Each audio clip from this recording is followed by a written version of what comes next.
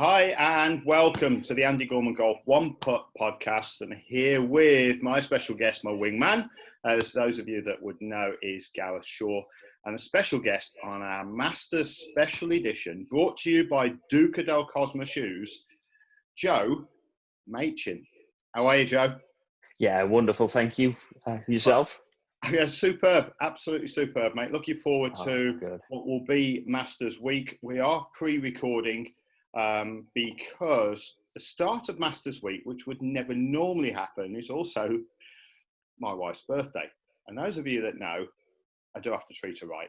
So no golf, maybe, all right, but no golf at all. Definitely no podcast because we were scheduled to go away, and as you all know, by now England is in lockdown, so we can't go away.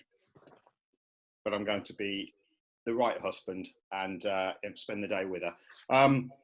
I'll probably be cooking when I should be recording. So I probably should have been recording instead of cooking.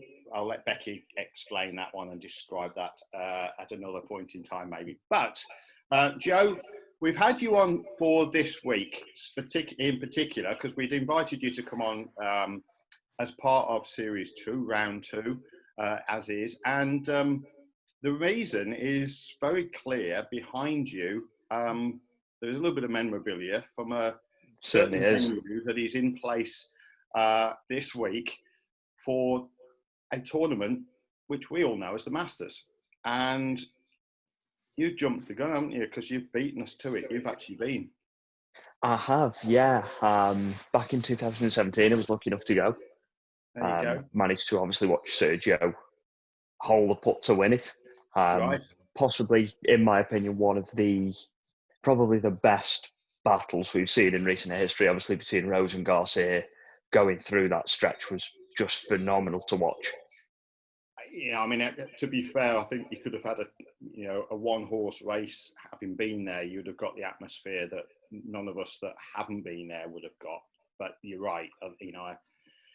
That battle between Sergio and Justin was just, it was epic television, and short of probably being peaked a little bit by last year's, sort of return of Tiger. It's been, like you say, one of the most significant tournaments to watch.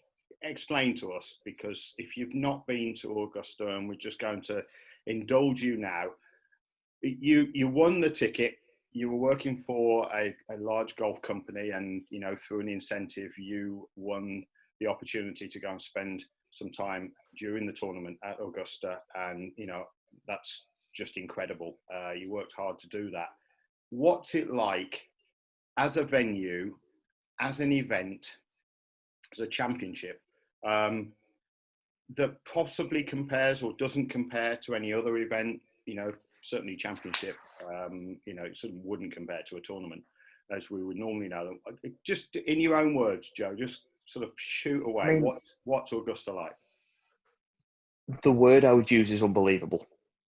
Okay. You're lucky enough to kind of go, and everyone refers to kind of heaven as the pearly gates kind of thing. You rock up in the middle of a city and there's just a set of green gates. And you walk through there, and it's like nothing you've ever seen. It's just so surreal to get into that situation, and everything is your Masters, greens, yellows. You're in Augusta, and everything's so well themed there. And it isn't just a case of the golf course as the park that you walk through all the way in, and that really built up. It's like that kind of go into the football, head into the ground. Yeah. You've got that atmosphere. Everyone knows what's about to happen. And it's just this incredible buzz. Everybody's there for the same reason. You hear everybody talking about it, and it's just this, it's almost overwhelming. When you get in there, it's like, wow, this is it. And then when you step out of the gates onto the kind of the first fairway, so you actually walk out into the dip, you just see it. And it is just, it's overwhelming. It really is.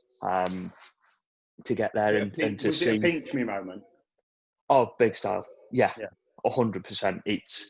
And I can well imagine, obviously, having been, if you go a second time, for the people that go every year, it is the same feeling over and over again.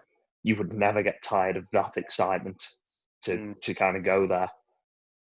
Yeah, what really stood out for you, like when you first got on site? Did you think it was, because from the TV it looks very flat, and I know lots of people have talked about hills and it is very undulated. Is that what's kind of first stand out for you?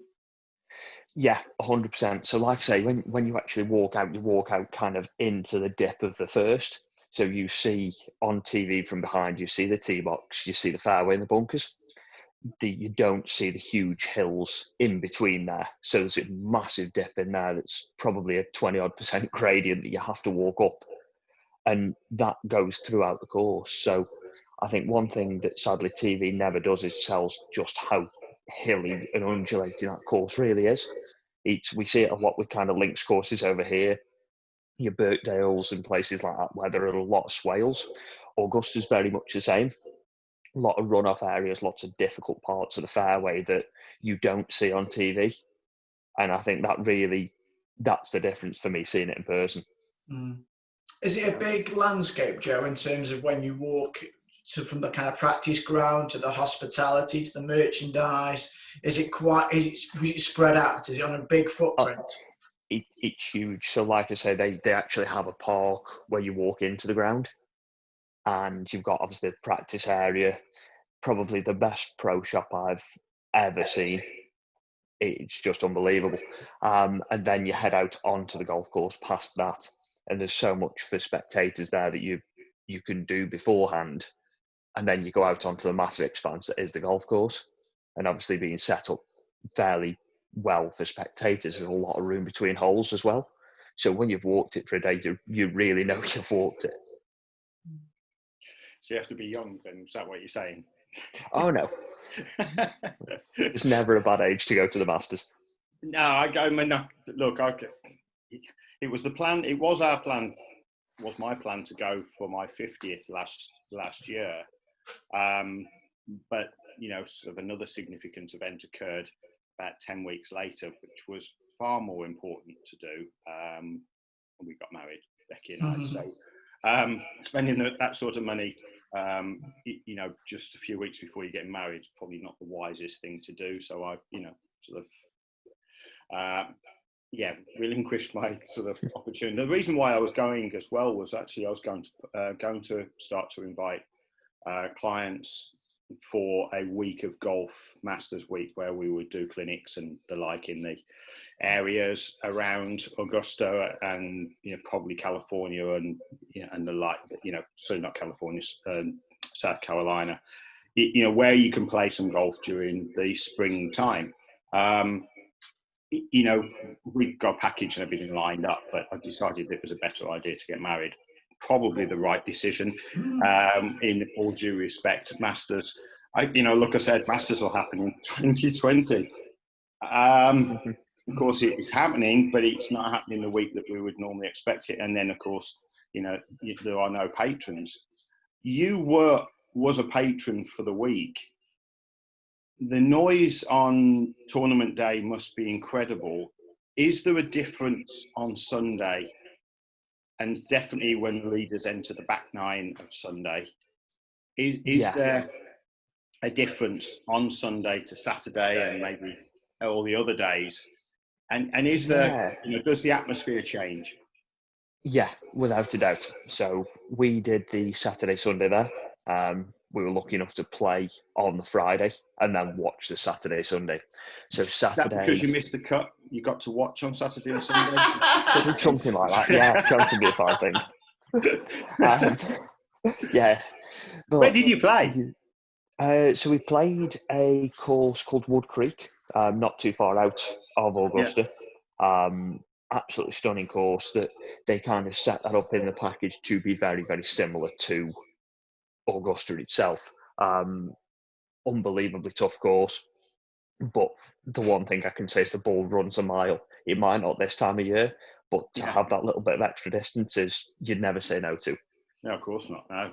Wouldn't like to say you feel like Bryson, but whilst it's there. Yeah, absolutely. Yeah. So sidetracked you there a little bit. So back to the question ultimately, how does he change them? What happens? you almost feel this kind of tension. So Saturday, everybody's supporting everybody. They're watching who's going to get into place for that final day and ultimately the final two, because the way it went that year, it was quite open as well. So then to see Rosie and Garcia kind of make that final group was quite incredible. But there's this massive support through Saturday, and then Sunday it almost goes to pick your winner. And there was a massive divide Sunday, kind of walking the back nine with them. There was Garcia fans and there was Rose fans. Does it become a little partisan? You know, almost. Yeah. You know, I mean, obviously it was two European players, but you know, so if you imagine almost like a Ryder Cup type of. 100%. Yeah. It was very, very weird because a lot of the Americans were supporting Garcia over Rose.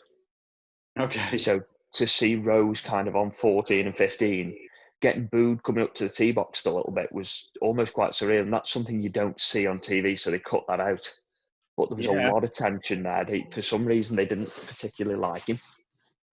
Wow. But it kind of became very, very tense. The only way I can put it, like you say, because it was European, was almost this kind of football derby style thing. You were one or the other. There was no in between. We're kind of sitting there going, I'm just happy to be here. Yeah. And everybody else is like absolutely slating the others. But what that does for a tournament is it really creates an atmosphere, like you say, but it ties you into the tournament then.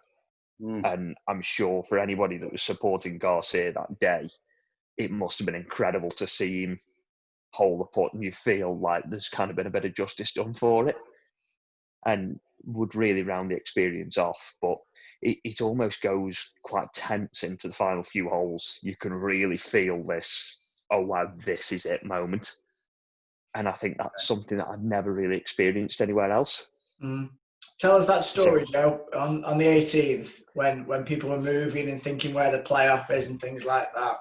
Yeah, so obviously it was won on the first playoff hole, and we're all standing there round the 18th green trying desperately to get a view. And one of the rules that they have is not to stand on your chairs. So your chair goes down. Obviously, there's a lot about not touching other people's chairs that is really, really incredible to see.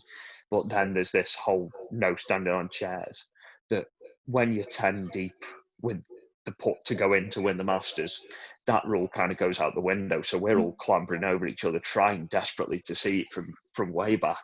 And we just kind of hear the sigh that it's been missed. So it goes to the playoff. And everybody immediately chairs up, hurtles down to the 10th green to watch the playoff. And the only thing we can imagine is that a lot of people forgot. Yeah, Andy, you've clicked with it there. The first playoff hole's the 18th. So we keep looking at each other. There's two of us there kind of, should we take a step forward? And you step forward, move your chair, and keep going and keep going. And we end up 3 back. Just as everybody halfway down the 10th fairway sees the cart go back to the 18th tee. And it was just a complete crush as everyone runs back, and those that were 3 deep around the 18th are now all of a sudden way back.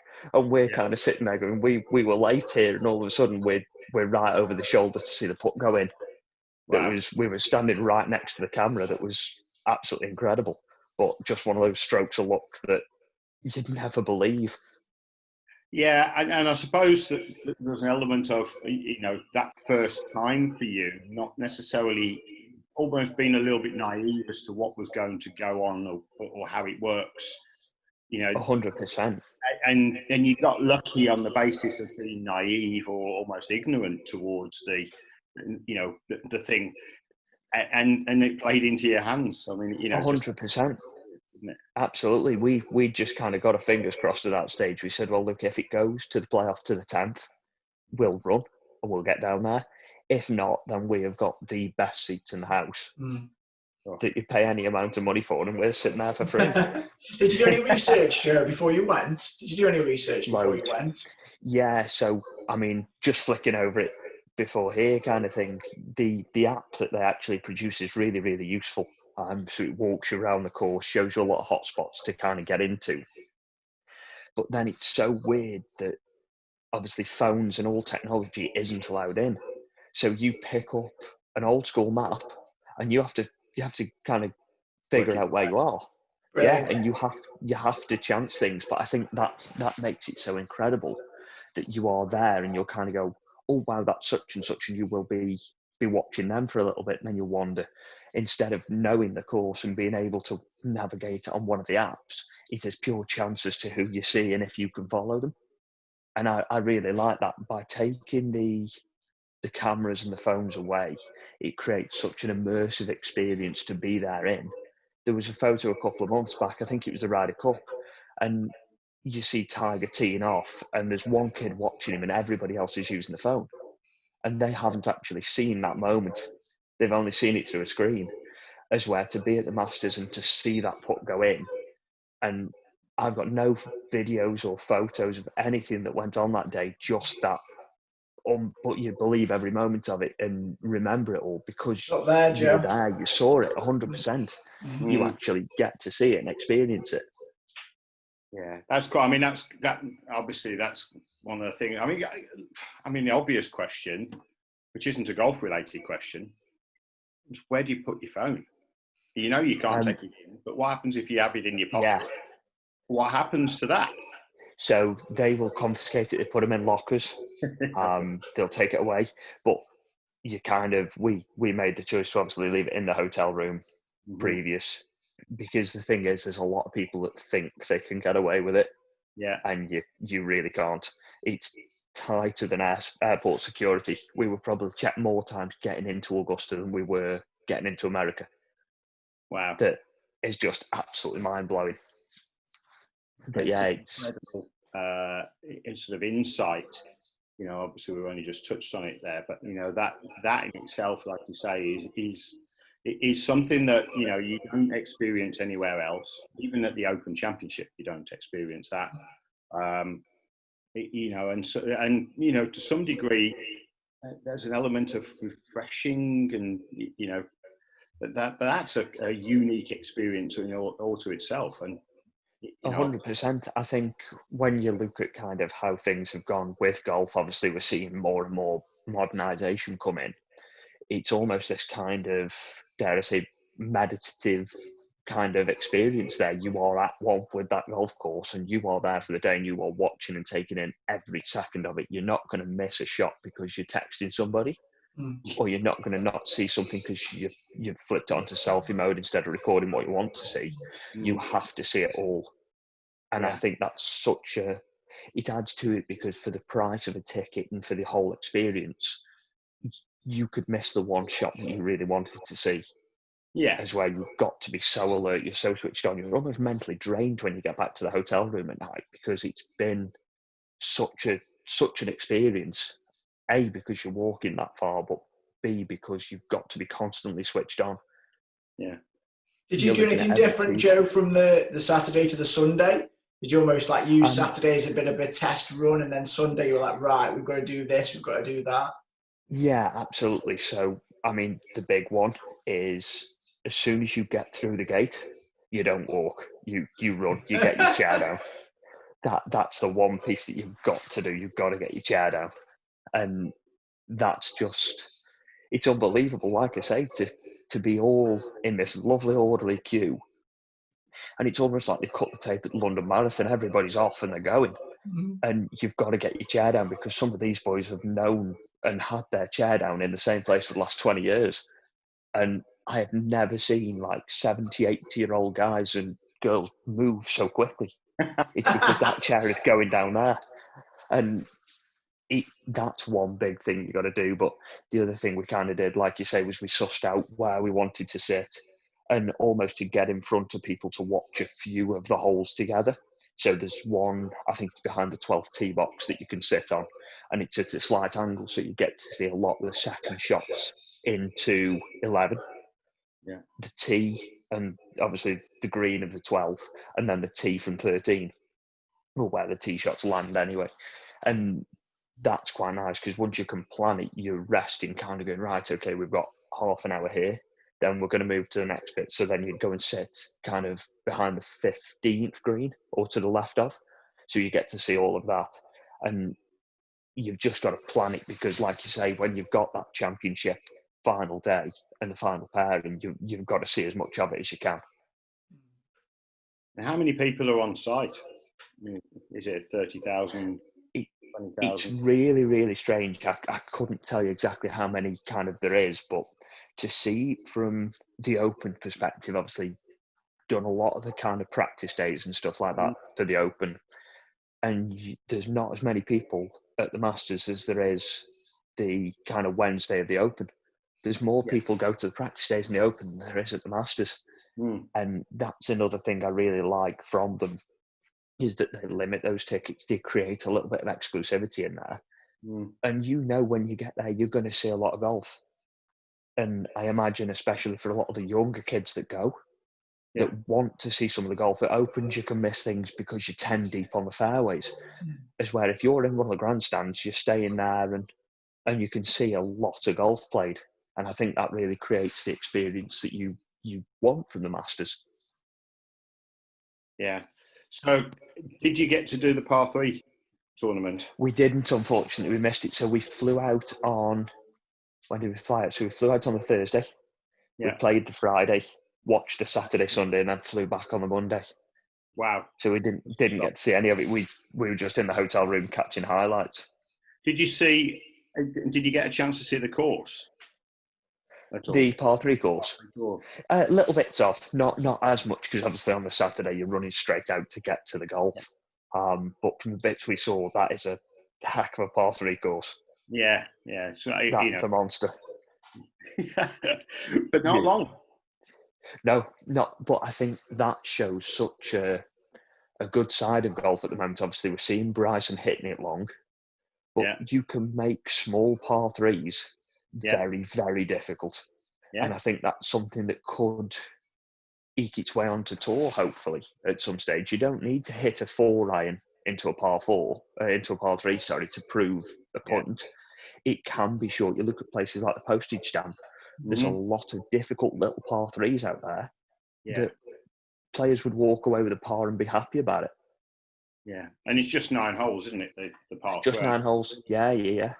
But it's just a 9-hole course, and that is one that if I had the chance to do again, that would have to be in there. It would be a must, because I think the experience of watching that as such a family-orientated day again would just be incredible. Yeah, fantastic insight so far. And I mean, we've got a tournament, a championship. It's a major championship coming up this week. Augusta's going to be different. You saw it with all of the flora and fauna, the pretty Augusta that we're used to seeing. It'll be interesting because we've seen no images, apart from the almost like sand belt that it turned into 6 weeks ago. As the overseeding program took itself into being. We know Augusta will be green, it'll be lush. The overseeding with the ryegrass is going to make it longer and stickier to play. And Tiger talked about his, going to see the course after they Tiger-proofed it, I want to say around about 2001. And he said that when the north wind blew into the first, he hit driver 3-wood at the first. You saw the guys playing, sort of 6 irons, 7 irons, 8 irons going into that green. And I would imagine that the green can receive those, clubs reasonably well. But if they're playing into the stiff breeze and they're going in there with potentially hybrids and driving irons and 3-woods, I mean, do you think that that's possible? I mean, that's... Yeah, I think the thing that you see from Augusta is absolutely anything's possible. It could be your best friend or your worst nightmare. And that's something really interesting that I was going to speak to you about, is that I don't know if you saw Nicholas saying the other day, but he reckons with the right wind, DeChambeau could be driving the first. Oh, wow. So now we've got a bit of a difference. I think this is going to be a really, really pivotal Masters for golf as a whole. I think we're going to see either DeChambeau destroy Augusta or Augusta destroy DeChambeau. Well, at that particular venue, yes, for sure. 100%. I mean, you talk about Tiger proofing, but is there any way to DeChambeau-proof a golf course. You're essentially bomb-proof, and it's going to be really, really interesting to see what he does and some of the lines he takes compared to what we've seen historically. Do you think though, Joe, because again we're a short game, we're a putting show? Do you think though they can't DeChambeau-proof it through the greens and the topography that they've got? I think one thing that DeChambeau is seriously, seriously underrated for, and Spieth and Justin Thomas have spoke about this in the past, is that nobody notices just how well he puts. He puts the living daylights out the golf ball. And the fact that he hits it as far as he does is nearly as impressive for me as just how many putts he tends to hold. So I think this could be very, very interesting. He could work, like you say, exclusively on distance, 48-inch driver. You can hit it as long as you like. But he has got to be ready to hold some seriously good putts to make it work. Because nobody wins a Masters by just having one outstanding bit of the game. You've got... No. The short game's got to be so hot. Yeah, we've also seen that, and I think they're the key is the short game, the wedge shots around the greens, because we have seen players who are not necessarily quite as strong on the greens win around Augusta, and more than just once. Obviously, we can point towards Bernard Langer being one. You can't putt badly that week, but you don't necessarily have to putt great. And I think one of the biggest challenges we've got, is that we all think that, Augusta, we all know. I mean, you've seen the greens, but we know that those greens defend the course. We've seen Tiger, rip it around 20 under. But, generally speaking, Augusta does its thing around the greens, and on the greens. But it's the wedge shots around the greens. If you can, you've got to miss it in the right place. And, and on the greens itself is the element of, missing it in the right place could also be on the greens. In fact, sometimes you're better off missing it off the green than you are missing it on the green in the wrong place. Yeah. And, one hole that comes to mind, is the bunkerless 14th, in terms of you can get the wrong side of a slope and the golf ball can end up 40 feet away, yet you were 4 feet away when you got the wrong side of the slope. 100%, yeah. So it offers its own challenges, of course. And are the par fives going to play long enough, to be able to proof against, DeChambeau's power off the tee? Because potentially, I mean, if the wind is in the right direction, and you tell me, having not been there, and I think when you look at things on a map, it's also very, very difficult. I've looked at maps before now and put a line through the middle of the course and said, right, the wind's coming from there. And all of a sudden you get out on the course and you think, there's no way the wind's coming from that line, which is what I said, even though I'd only said it, half an hour ago, and we know the wind can turn and it turns quickly. But, when you're looking and you're playing those golf holes, are the par fives generally all going to play downwind, or are they, because we know some are uphill, some are downhill. You've got 8 is quite an incline up to the 8th green, isn't it? And, absolutely, yeah. Whereas obviously 2 is down the hill. I mean, I'm assuming because of the topography and how you would normally set a golf course up, that 2 and 8 are relatively similar slope. And they're not a million miles off. Location on the course. I think the wind will be something that's very, very hard to deal with, purely because when we were there during spring, unless you get a bad week, there's not much wind blowing. It's warm, it's hot, it's dry, there's not a lot of wind there. It is pick your line and hit it down it. As where we're almost playing Augusta in, dare I say, almost kind of links-ish conditions, where there is going to be that bit more wind up there. So I think somebody that manages to shape the ball well and control the flight in keeping it under the trees, keeping it out of the wind, will do well. I say, it's hard to tell a lot off the wind with it not blowing whilst we were there. But you talk about the greens being the big defence and everything. I think the first thing to understand with Augusta is it will find out what your weakness is, and it will highlight it. It's just phenomenal for that. It shows a lot about a player that even they probably didn't know. And like you say, missing in the right spots is massively important. Gareth, you know, being a psychologist, you've got to be ready to be tested there. You've got to be mentally hard as well as a good golfer around there. But something I was going to mention to you there, Andy, was we're going to see probably a lot softer greens. So how would you suggest that kind of spin control and stuff like that is going to be more important this time of year? We saw Sergio almost implode. I believe it was 15, wasn't it, a few years ago? How do you kind of go about preparing a player to control the spin better now than a summer Masters where it's maybe not quite as important? You know, and I think this, I mean, it's an awesome question. I don't think the greens are going to be as soft as you think they are. That sub-air system can cause unless it's raining and it's torrential rain this week and our early part of next week, the sub-air system will drive, because they can warm the greens up for a start, so they're not going to risk losing them.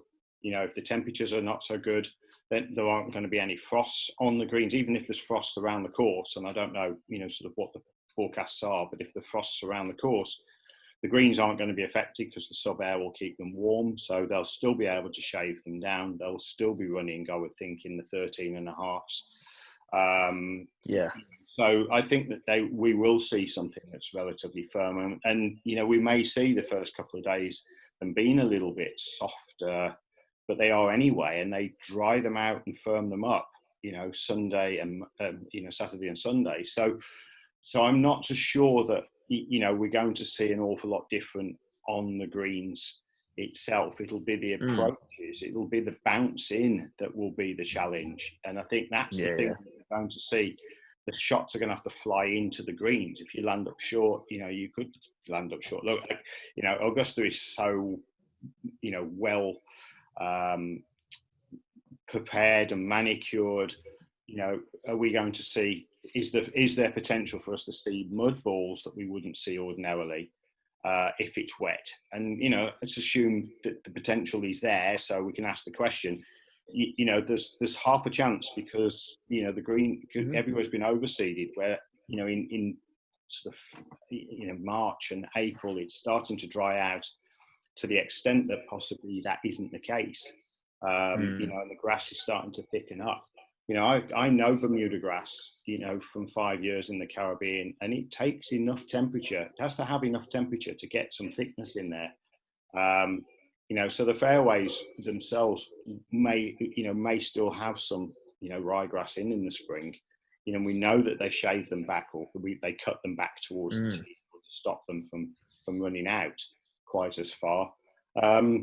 You know, so I think the course visually is going to be the biggest challenge. A lot of the players who've been there, or the players that have been there a lot, are maybe going to struggle aesthetically with it, because it's not going to be as close. It's not going to have the pick out points that they would normally have. That, you know, Augusta being Augusta, there's every chance they've shipped in, you know, azaleas from around the world, and it's going to look the same colour as it does in April. But, you know, the likelihood, of course, is that's not going to be the case. But, you know, it's that kind of venue, and you know, I'm looking forward to seeing it different. You know, and you know, there will be leaves around for a start. You know, and so those are the things that, you know, on the ground. You know, those are the things we're not used to seeing. You know, so how would you know, players are already starting to gear up towards, you know, reducing the spin or increasing the spin, or, you know, getting a feel for it. And I'm sure, you know, many of them, you know, will be there at the earliest light on Monday morning to, you know, to get their, you know, sort of visuals on it, because it's a course they're not familiar this time of the year. I mean, that's something I was going to add to it. Of, do you think somebody that potentially doesn't necessarily know the course as well might be at a bit more of an advantage this year, purely because, like, I think from a point of view, you know, I mean, it's a fair question. You know, it's a really, really interesting one. I think that there are advantages to players this year around that haven't been to Augusta as many times as the seasoned player that you would expect, you know, to be there. And of course, you know, we start to create a short list.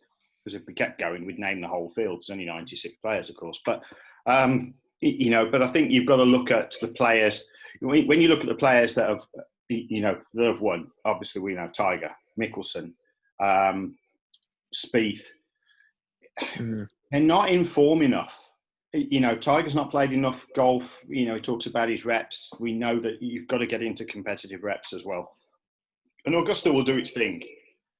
Tiger knows Augusta better than anybody in the modern game, and certainly currently playing next to Phil. And, Phil, is he past it? I think, at 50, look, I'm similar age. I don't want to say I'm past anything. But in the reality of things, without any run out on the fairways, Phil, I know he's got a longer club going in the bag as well. And, he's trying to do his thing to get that distance up. But, maybe just, we know what he can do around the greens, and maybe that just plays into his advantage. But I think when you look at the guys who, Rahm's been around a while, but actually how many Masters has he played? 4, possibly. I think the players like Stenson, who's cranking 3-wood out there, it ain't going to work. It just, for me, that just can't work. A major winner, yes. I think, has Rose got enough form? Is he long enough? I think when you start to look at the players, potentially of the stalwart players that could do the job, DJ, because he can get it out there. I think, like you say, just putting you off there, there's a slight difference there, and I think when you talk about players that pump 3-wood out there, there's an element of safety. I think something that could be needed this year is that grab it by the horns and take it on kind of view. Yeah. And there's a player there that I think, like you talk about with form and with that mentality and a little bit of controversy around him, is Hatton. Yeah. I wouldn't write him off. Whether we'll see a hoodie at Augusta, who knows? Whether we'll see another hoodie ever again after Augusta, who knows? But I think he is going to sneak under the radar as one of those players that could do something.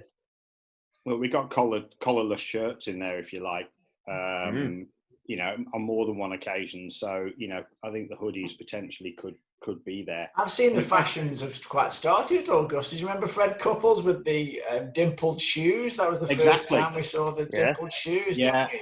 And of course, they're very short. And of course, he led with them as well, whilst wearing them as well that year. So, I think we'll see hoodies. It depends on the temperature, of course, at the end of the day. Might see 2. Sorry? Might end up seeing 2 hoodies. Yeah, you're absolutely right. I think, very much still, stands, he does get it out there, decent enough distance. He putts well enough. So I think there's very much a good, and he likes this time of year. He likes it a little bit warmer. I think we all do, but he's British. He's used to poor conditions. So I think from his point of view, I think that's a particularly good call. I think the DJ, has he the couple of weeks off because of his positive test? Has that affected his form? I don't know what he shot last night, but ultimately, I think, and the Maverick type of approach, he'll hit driver everywhere, and when he can, he does tend to prefer to hit it left to right, and Augusta does tend to favour right to left since the trees grew. So I think there's Rahm particularly stands out for me. Exceptional around the greens, decent enough on the greens, and he gets it out there. I think I'm almost struggling to see past him. And don't go and put your house on this, by the way, guys, because I've not in recent times I've not got particularly good pickings. So don't take my word on major championship wins. We obviously will all look towards DeChambeau's going to start in the top 3, I would think, in terms of odds, and probably not extend the odds. Certainly won't be much past 8-1, I would think. By the time it all said and done. And I think one of the the big things for me is conversation I've just had with my physio is just literally just that. it's going to be a bomber. I think the last time, we played in cold conditions or non-running conditions, we saw Zach Johnson win in 2007. And in 13 years, it's been a bomber's course. Now, what he did is he played to his strengths, which is wedge play, and we know that. And there's nobody knows how to get a wedge around the course better than Zach Johnson. But can he play the longer par fours? And that's the difference. The par, it's all very, very well putting your par fives into play, where if you don't get up and down, you still make par. But you're going the wrong way. You're not going to go the wrong way. I don't think everybody's going to be able to hit all the greens, all the par fives in two. That's the thing. There might be a handful of the field, but I don't think it's necessarily going to be won and lost on the par fives just because you're hitting them in two or able to get them greenside. So, it'll be what happens in those long par fours. And the thing is, they're all long par fours. I mean, look at 5. Tiger didn't par 5 at all last year. 4 bogeys on it. So, but then Hogan played 11 as a par 5, but he never played 13 as a par 5. In other words, what I'm saying is he laid up short on 11 so that the water was out of play and took his risk with his wedge. And if he made 5, he accepted it, knowing that he was aiming at the middle of the green on the next hole, but actually 13 was a par 4 to him. And, he would take that on, knowing that if he put it in the water, he could get it up and down for par. And I think, like you say, there's a maturity that's got to be to somebody's game there. And like you say, there's not many courses that will punish you as badly as Augusta would if you're not thinking the right way. And like you said about 5, that was actually written in my notes here, that a longer hitter is going to play that hole well, and a shorter hitter is going to have to play it like a par 5 this year. I think I'd go one step further and say that a longer hitter has the opportunity to play it well, and a shorter hitter doesn't. A shorter hitter's going to have to rely on a short game because, like you say, 495 yards, with the bunkers firmly in play off the tee, it's not going to take much of a shot.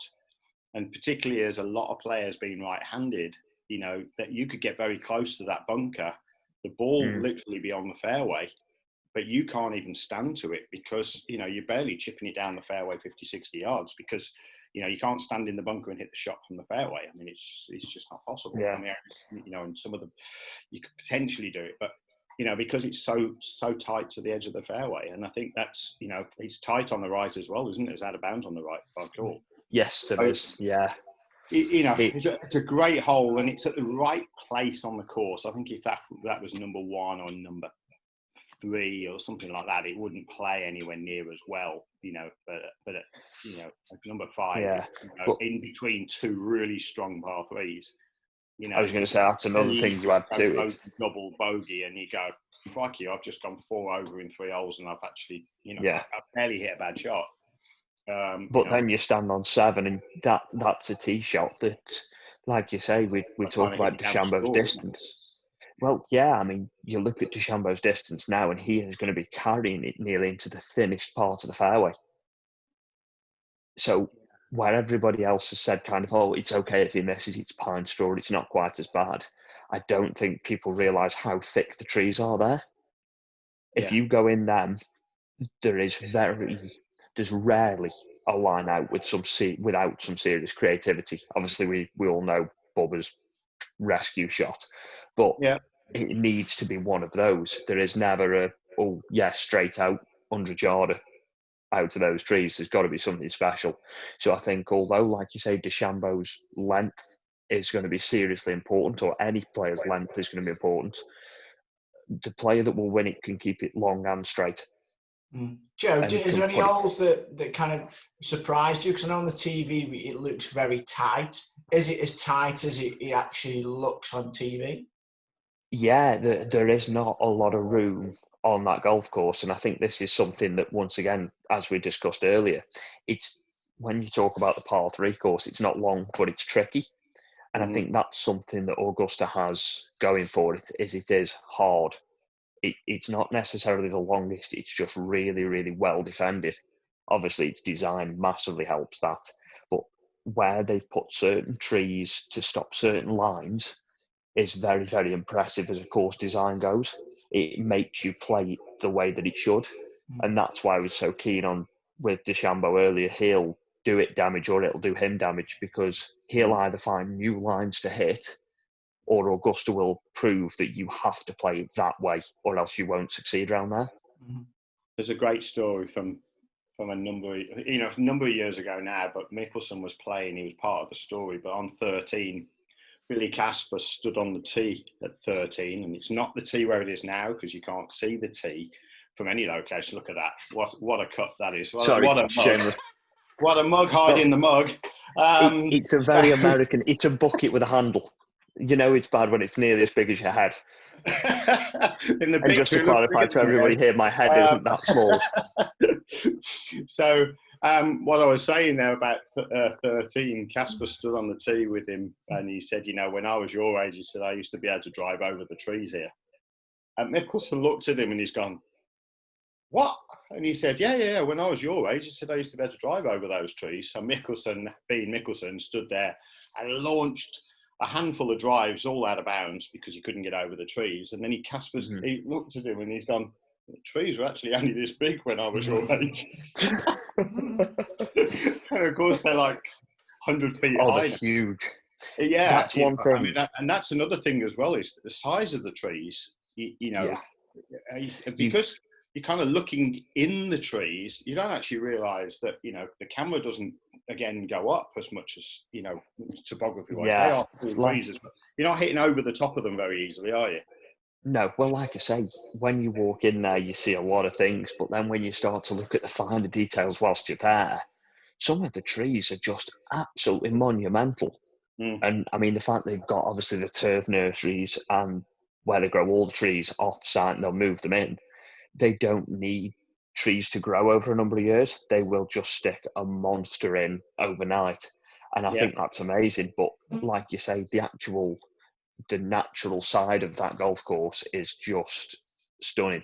And I think, as we referred to earlier, seeing the flowers there and all of that, it's almost like a kind of Wonderland feature. You walk in and there's so many colours. When you were describing it as you're walking through a park, immediately I was like, okay, it's almost like a theme park then. It's just, your eyes are everywhere.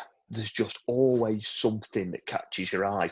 And I mean, we've all got that one hole that you can go to in golf and go, that was one I stood on the tee and went, oh, wow, this is incredible. As where that is the continuous feeling you have as soon as you walk through the gates. There's always something. Yeah, you've just managed to spend about £8,000 of my money, maybe even as early as April. Worryingly, Andy, I think I've just spent 8,000 of mine as well. It's horrible. It's the worst thing ever, because every time this comes on TV, you kind of go, I'm going back, because you've got to. Yeah. It's just, it's hard to watch. It really is. Once you go, you never want to. Good stories, Joe? Because I know you have known you personally, but come on, let's give stories.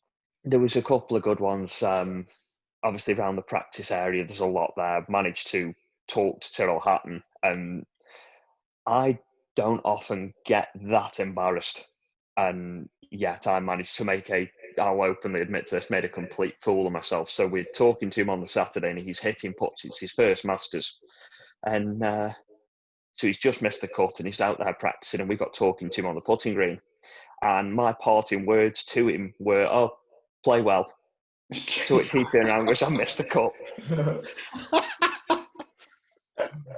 That was a real humbling moment of, you were looking for that 4.25 inch hole to be turning much bigger, right? I was crawling up my own backside at that point. That was dreadful. That was a shocker. But how amazing is that? How amazing is that? There's not many tournaments players that stick around and practice, would there? Oh, because they want to be that. Obviously, being his first, it was so important to get to know how things play. And he even went out to watch, because they want that kind of experience of being able to go out and watch players. It just is incredible. But likewise, we were speaking to Langer there. There's a putting green round the side that isn't quite as accessible. And I was sitting in there desperately trying to get a bit of shade on Sunday morning because I was burnt to a crisp on Saturday. And Langer's there just hitting some putts just on his own. You get talking to him, and just to pick up some of the experience of what he's seen and how much love some of the veterans have for that golf course. I mean, we see it every year. It's always somebody's last Masters as a general rule. Yeah. And when you see the tiers coming up 18, you can really feel that, because that is it's an end of an era. And I know as a patron being there that you want to keep going back. As a player, that must be such a heartbreaking moment to kind of say, you know what, I'm done, because that can't be an easy decision to make either. And no, you see that. I think Langer, there's a few guys that are probably there 4 or 5 years longer than they should be, but you can understand that wrench. I'd never deny anybody the opportunity to go and play that until that for me is a course that I would never retire from. If I never played any golf again, I would play that every year just to be there, because it's that incredible an experience. And I imagine it's one of those that even as some of the experienced players get in, you feel like a kid coming back to it. You find that love of golf. It's kind of that really long hole putt or that perfect iron strike. That is the pros' ultimate kind of place to be. And exclusivity as well, because it's not a place you can just literally go and rock up. It's closed for the members ordinarily, even during the summertime. It's not open, is it? It's a golf course that's open kind of during the winter, which is a little bit bizarre, but it's absolutely not overly accessible, even if you are a member, which is just, for us to think about that, it's just like, how does that work? And it closes, literally weeks after the Open Championship, doesn't it? The Masters Championship. So it's a massive build-up and a massive kind of come down from it. That there's months either side where you can't play it because it's either being prepped or being torn apart. Yeah. I mean, and of course they've had a massive disruption now because they're hosting a tournament again. So one question for me is, obviously you talked about, I asked the question with regards to how the atmosphere changes on a Saturday and Sunday as you experienced. How's it going to change this year with no crowd? You see, that's when I got written down myself. I'm really, really intrigued. It's almost going to be a haunting experience, I think, for a lot of the players to be walking the fairways and nothing's there. And I mean, literally nothing. This is probably a course that these guys have never seen this quiet. And I mean, the grandstands will be there and completely empty. Will the grandstands be there? Yeah, they're there constantly. Are they? Yeah, also I believe anyway, and I think that will be a really odd experience to look up to a grandstand expecting to see fans and they're not there. It's almost this kind of ghost ship of an experience that we all know and love. Yeah, I think it's going to be really, really hard for a lot of players to feed off as well. Yeah. I mean, I'll never forget the Sunday that we were there. Kuchar had a hole in one on 16. Yes, and when you talk about atmosphere, that's a roar that travels across the course, and this is a very prim and proper event where you don't speak out of line, you're seen and not heard. There's the odd clap here and there, and then it just flips on its head, and that's a sound that can be heard across the course, and that lets everybody know in front or behind. That lets Rose and Garcia know that, oh wow, something's just happened here. Something may be in the mix. We've got to look up at the leaderboard because you might not be leading. As well, that's not going to happen this year. Somebody could sneak under the radar from 3 groups back, and nobody really knows about it. And they're having electronic boards. They're not going to have many updates. They're going to be a little bit out on a limb, aren't they? Not knowing where they are. The other thing is as well, we were talking about it. We see a lot of you can see the boards from the grandstands mainly. So they'll be in the crowd saying, oh, Kuchar's made a hole in one or something like that. So the players get it fed back to them. As where now, And that, I mean, that could change somebody's choice on a hole. That could be the difference between driver and 3-wood. And yet they're not going to know that. So it's going to be a lot more play your own game around there. It's not going to be as responsive to everybody else's game. I'm really, really excited to see how it's going to play this year, because it's going to be so unreal. It really will be different. Behind the scenes wise, what don't we see? What you saw and you don't realise, if that's the food stand, if that's the merchandise. I mean, yeah, so obviously both of you know me well. You both know that I absolutely love my food. And I must admit that was one of the culinary experiences of my life. To go there and to taste the food was just unbelievable. I don't know if you saw, but they're actually doing packs this year. So if you bought a ticket in America, they are shipping your food out to you. So you get a full sandwich pack, you get the ice cream sandwiches, you get the lot. Amazing. All within your ticket, just so you can watch it at home with your food. I mean, I'm umming and ahhing to see if they'd have delivered to the UK. I'd pay any price on the planet to get that food back. But I think the other thing that you see is when you talk about atmosphere, the staff there, everybody knows kind of how lucky they are to be there. And it's very, very much kind of the American hospitality style that you get. But even the experience of going to the toilet's made so much more fun by the guys that are working there. And you'll see people singing and dancing and chatting to you, because they, even as toilet attendants, they're so happy to be there.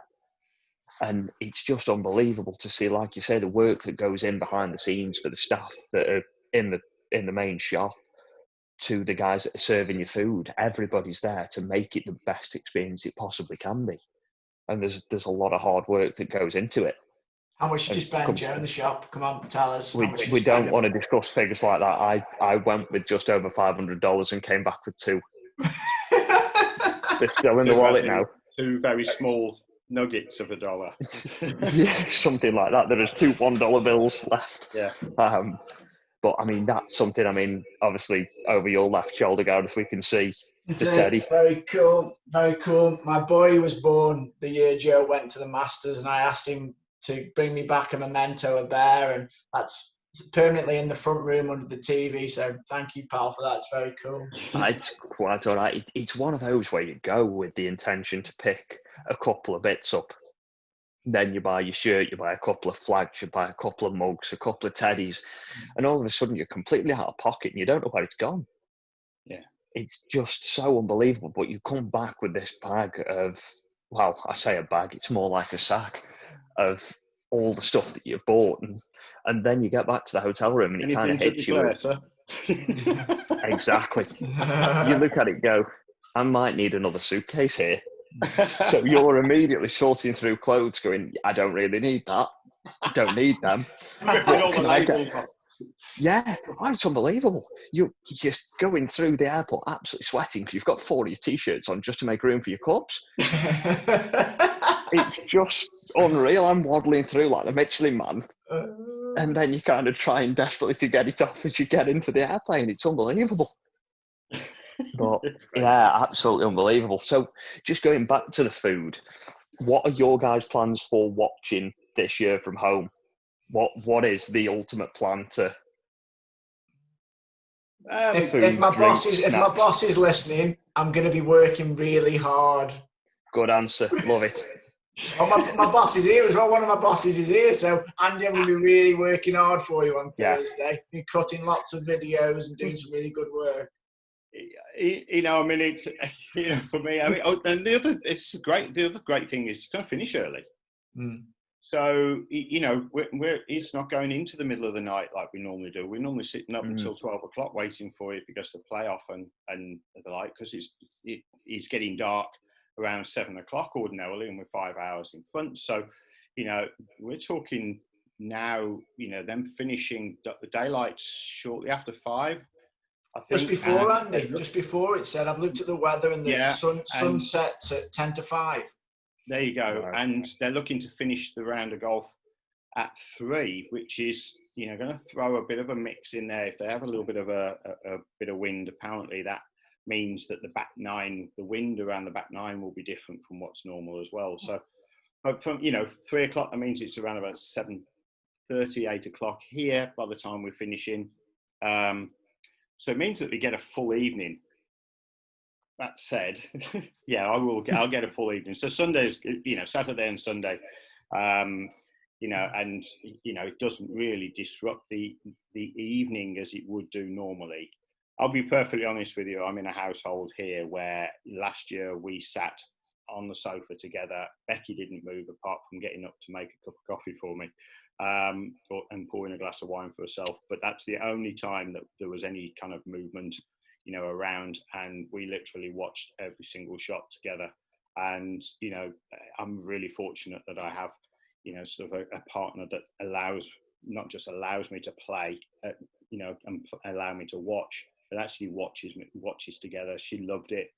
Tiger, it was interesting that the poignancy of last year, watching it together, and sort of going through the whole emotion of watching that together for the first time as a couple was actually Tiger won in '97 and won in 2019, and in '97 was the week we met each other again, after the school, sort of reunion, i.e. school, and then met in Jamaica with work, me being out there working for the government, and then Becky flying in with BA. So there was a very poignant relevance to the fact that actually the first time as a couple we're sitting watching it, and Tiger wins again, all kind of a little bit surreal. But the fact that we were able to do that together, and it was almost like, so we're not going to get to watch it this year. That's a little disappointing. And of course it's great it's this year. I'm fortunate that it wasn't this weekend coming, a week earlier, because purely and simply because it would have interrupted in the preparations of Becky's birthday. So at least then that doesn't, it would never be on the radar, or would never be, and trust will never be again. Of course, it had to be this week because there was an election in America, which still hasn't been resolved. Maybe when this goes out, it will have been. So a lot of things have happened. So yeah, for me, it will literally be, we'll sit down, we'll have something to eat, and it won't be in front of the TV. It's not something that we do, but there will be an element of, shut up, I'm watching the golf, crack on. If you want to watch it, I like that in my way. arms, you can. That's With that in mind, guys, who's your one pick? We've got one pick only. Go on, Joe. You're the guest. I think you've put a tough one on there. I think the one I'm interested to see, and the one I genuinely do think will do it, is Bryson this year round. I think a good finish last year. He's always had a reasonable record, and now he's going to play it a completely different way to everybody else. Whether it'll be completely successful, we're yet to see, but I think he's got to be my shout. Andy? Fair enough. Well, I've been pretty useless, so I don't really want to curse anybody, in recent times. So my pick will be, I don't want to say sorry, almost, Till Hatton. It was for me in recent times. He's been a standout player, and I think he'll be well and truly up for it. And I think one of the things that you said, Joe, is that he has done his homework and he stayed there that weekend. Didn't sway me, but it certainly has sort of encouraged me to say yes, the full nod.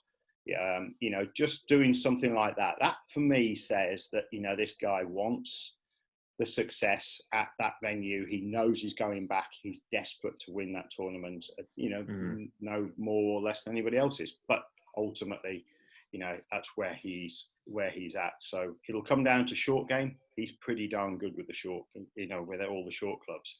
He drives it well and long enough. So that for me is another big one.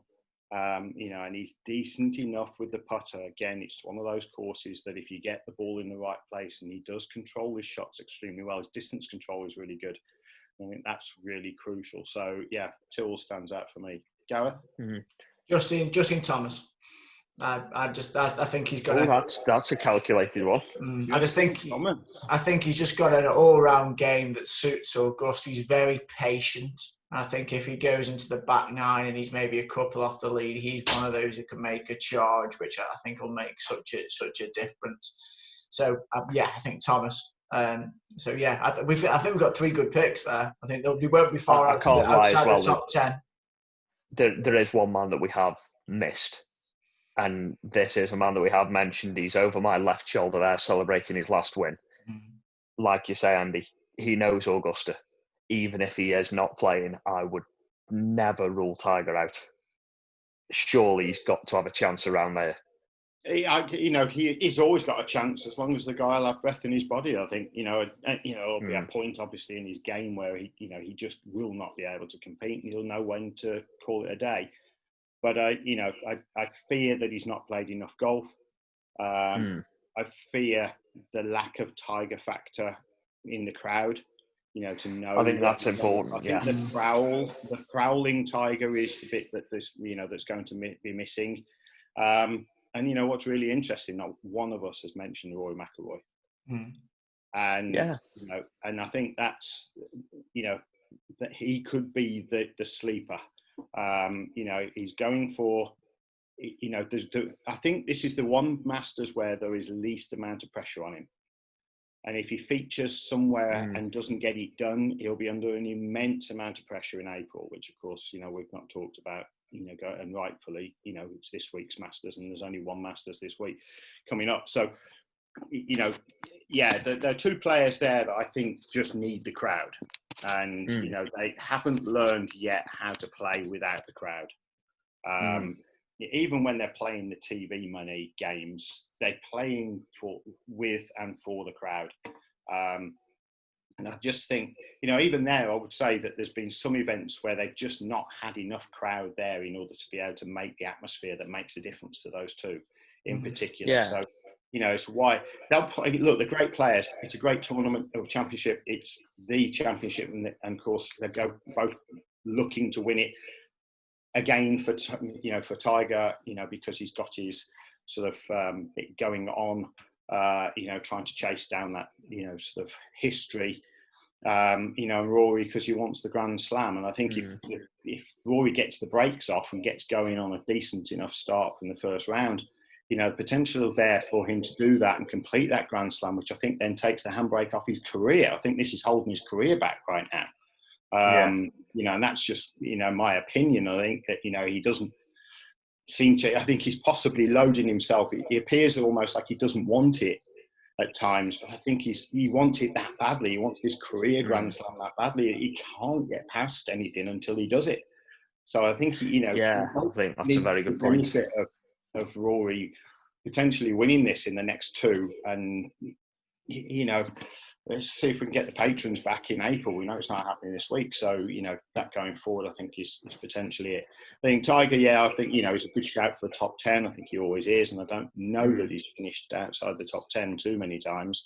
I think he's probably just because he hasn't played almost that he hasn't finished in the top 10. I think there's maybe 1 or 2. But I just think he's ring rusty. He hasn't had enough reps, to coin his phrase. And I just think, we've got to look at that, and be very mindful of that. I'm mindful that it's been all about the Masters this particular week, and I think rightfully so.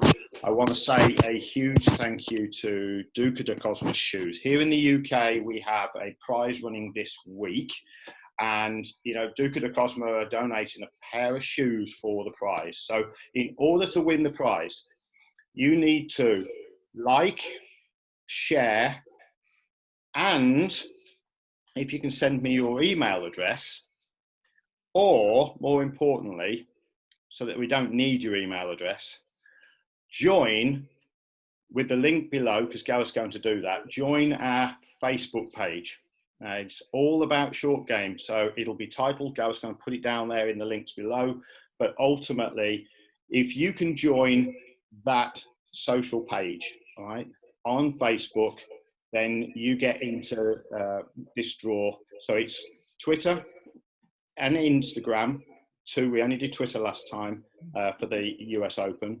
So it's Twitter and Instagram. Like and share, obviously retweet, And if you can do that and then join us on the platform, which we will add in the links below, on Facebook, then you get access to ask questions about putting and short game going forward. So it's an exclusive place for you to be, but it's a public place, so you can just crack on.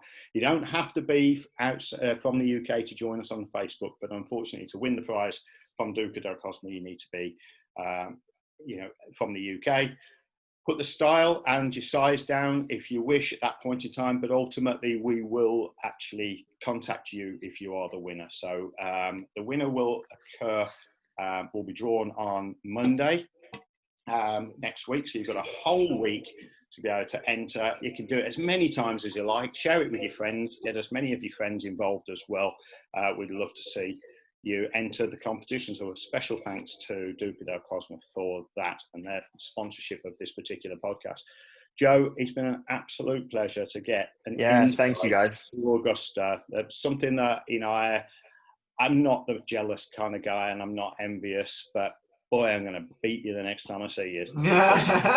All these great stories, I'm going to beat them out of you if there's any left that you haven't shared with us. But ultimately, thanks for your time. Really appreciate your insights to Augusta, and we'll be looking at Augusta through, partly through your eyes as well, over the next week or so. So, thanks for that. Do appreciate your time. No, I really appreciate it, guys. Thank you. It's been a pleasure. And just so that you know, Joe is one of my students. Has been with me for best part of this year, really. Through he's been this year now. Game. He has been featured on the odd image that you may have seen around our posts, and as a regular in the studio. So until we're allowed back in a month or so's time out onto the golf courses, stay safe, fellas.